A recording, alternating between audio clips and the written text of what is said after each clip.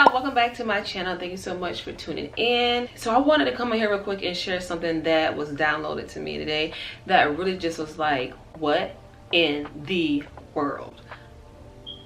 Like, okay, you ever like heard a familiar phrase or like a saying that you've heard a bunch of times, but it wasn't until you really could connect it to your life that it like really hit different?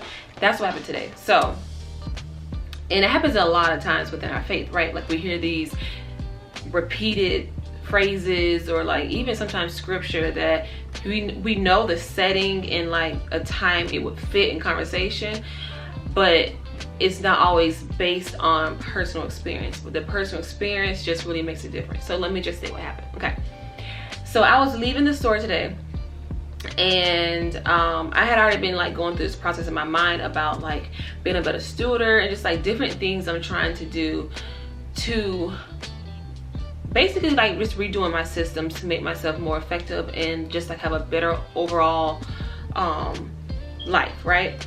And so I went to the store about something, and as I'm leaving out, you know how like one thought leads to another thought and leads to another thought, and it's like, how did I even get here, right? That's what happened. And so as I walk to my car, I'm already having different thoughts, and I looked at my car, I'm walking to my car, I sit in my car, and then I thought about how I even was able to even get this particular car. So I don't know if I ever shared this before, but when I left LA, I came home for a little bit because I was waiting to like officially sign my lease in Atlanta. Wasn't really sure where we were gonna live, but then we found it, so it was like, okay, let's just move. But upon moving, I'm like, okay, I gotta buy a new car because I didn't have a car in LA for like, I don't know, maybe a couple months because I got an accident. It's this whole thing. And so I'm like, well, in LA that's fine, but in Atlanta I want to at least have a car to drive because, you know, I never lived here before. And we were about to leave in probably like a week and a half, 2 weeks. So I'm like, okay, I really need a car. I really need to get a car. I had decided on the car that I wanted. I decided on the specs I wanted. I decided on the price point I was willing to pay and the monthly number I wanted to stay under for my monthly payments, right? And so I remember going to one dealership in my local town, talking to a guy driving a car, and I told him what I wanted, all that stuff. And he's like, I'm not gonna lie to you, it's not gonna really happen. Like the price you're looking for, the stuff you want, you're really not gonna find that car. And he was just, you know, being a salesman, I guess also kind of being true, and just like trying to sell me on a car that was test driving, but it was missing a few things that I just felt like I absolutely wanted in a car. So ultimately I didn't get that car, and he just kept trying to convince me that I wasn't gonna find it. But I just had this like about me, like actually I am, you know. And so I didn't get it. And then what happened was I went to another dealership not too far from where I live, but you know, far enough, and I happened to see the car online first, and that's why we went there. And I'm like, oh, it's the perfect price, it's what I want, it has to be my car, right? So I went to go get it, look at it, and what happened was the guy who was working with me, he was like a new, what do you call it, a salesman there, and the number on the window and online was actually the trade-in price. As if I was trading in a car, I would get it for that price. Well, I'm not sure if he wasn't aware, forgot, or just however it slipped.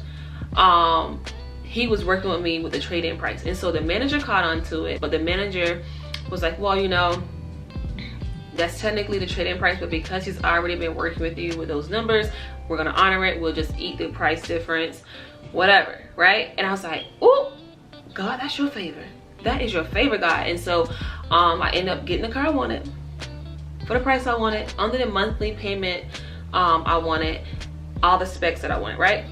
Cool. And so I'm sitting in my car today. I named my car Favor, by the way. And so I'm sitting in Favor, and I'm thinking about, dang, like this car was for the Favor. I would think about like the other cars I wanted to. As I'm sitting here having these thoughts about the car, I'm like, okay, but it was meant to be with this car. I got the Favor with this car, like all this stuff. And then like God was showing me how I was attaching my Favor with the car to that particular car. And then he downloaded to me, it could have happened with any car. And I was like, literally in my car, like in the parking lot, I was like, And then he told me, he was like, the Favor could have happened with any car. And he was showing me how I was attaching the Favor that came with it to that particular car as if it was only limited to one car. However, he had to correct and like change my perspective about it, because it wasn't the car that had the favor. He was really deal showing me how it was my faith that it would happen. The favor attached itself to the faith that I had. So, and when I tell y'all, like I can't even get it out. When I think about just how confident I was that it was going to work out the way that I felt it should work out, like I had this overwhelming amount of faith that everything I wanted about this car was gonna come and it was gonna happen. And it will, I mean, if you didn't realize it was my faith, you may have misinterpreted it as like cockiness or like the lack of humility, but it wasn't. It was just my confidence that, oh, God gonna do it. And I remember sometimes even being in other seasons of my life being asked the who, what, when, where, why, how, and my answer would be, I don't know, I just know what's gonna happen. But this particular thing, I had this craziest faith. I had crazy, you know, like Transformation Church talk about crazy faith. I had crazy faith. Everything I wanted, needed, was going to happen with this car. And so just sitting in the car just now, and God's like, it could have happened with any car. And it made me really think about it, like not putting a limit on God. And I say that only because I have a dream car that I am going to get, right? But I didn't want to get it at the time. Right now, I'm glad I didn't get it. My dream car that I want is going to be a car I get when I'm established in a way that I want to be, right? And I don't want it out of that season. So I'm like, okay, I want this car. Now there's a middle car that I really was adamant about getting in this time. But then I was like, but if I get this car, it may delay me from getting this car. So I'm gonna get this car instead. And this is the car I honed in on, put my faith on, got the favor attached to, and got, right? And when God was working with me with that, I was like, so, you know, to be fair, that same favor could have happened had I put it here. And it really made me think about what made me go this way versus that way. Now, sometimes it's best that way. I'm not gonna say that you can't knock that, but it made me rethink about myself. Like, was I limiting? Even though I had this crazy faith about it, I could have had that same crazy faith about the next one too, you know? And so God was really just working it and dealing with me just then. And I was literally in the car like, oh my gosh. Like, it's not, the thing isn't the favor. The favor comes because my faith was present for it to attach itself to. Had I just been like, oh, you know, sure, what was my faith gonna, what was the favor gonna attach it to? I was sitting in such awe. And God would bring back to memory what you need when you need it, you know? And so even in this season of my life, I think about things that I want, things I'm trying to aspire for, and no matter what the economy looks like, what the world looks like, because sometimes that can really get in your way, sometimes it can make you stumble and feel like, well, what's the point? Then the enemy wants to get his little hot stank breath in your ear, trying to convince you that it's not worth fighting for or striving for. But he who began a good work in me gonna continue into the day of Jesus Christ. And last time I checked, that's God in Christ. So he still got stuff to do for me, right? And so I've really been in a season where I needed God to remind me of that. Like, y'all have no idea how much I needed to be reminded of just how faithful he is and how much he will do for you no matter what it looks like. And even like right now,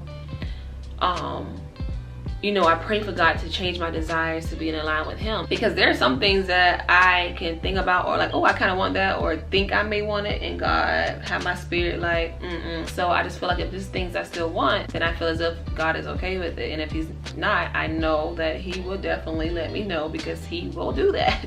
Has done it and is still doing it. It really made me think to myself, what are you going to faith into existence in this season? Ooh, when I tell you I was in the car like, oh girl, I could have ran, right? I'm like, what are you going to faith into existence in this season? What are you going to faith so that God can attach his favor to?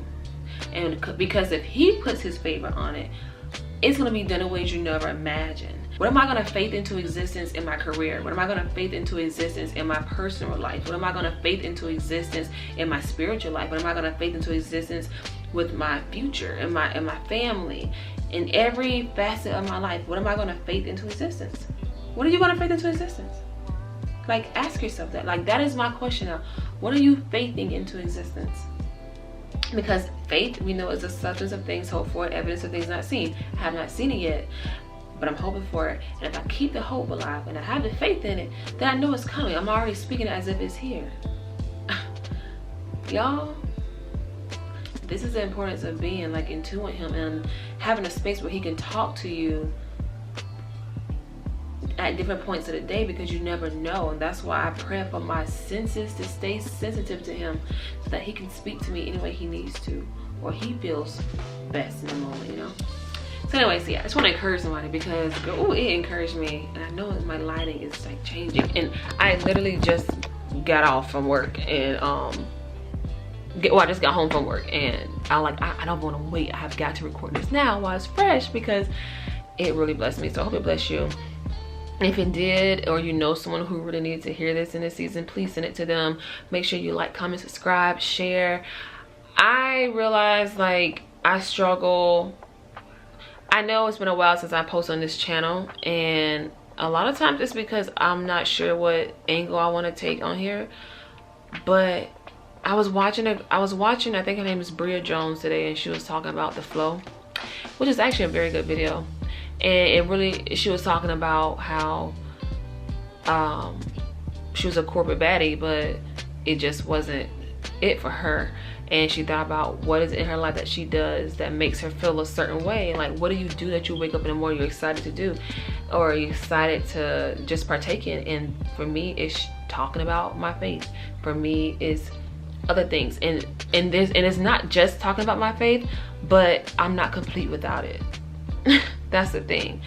And it makes the other content, I feel like, enjoyable to do when I'm not ignoring the one part of me that yearns to be done the most. So y'all gonna get a lot of Jesus on here. Y'all gonna get God on here. So we gonna faith it, and I'm going to faith into existence a successful YouTube where I can be my authentic self, including my faith. Okay, I'm not perfect. Okay, I'm not a pastor, I'm not a preacher, I'm not on pulpit. Do not be trying to hold that to me. Okay.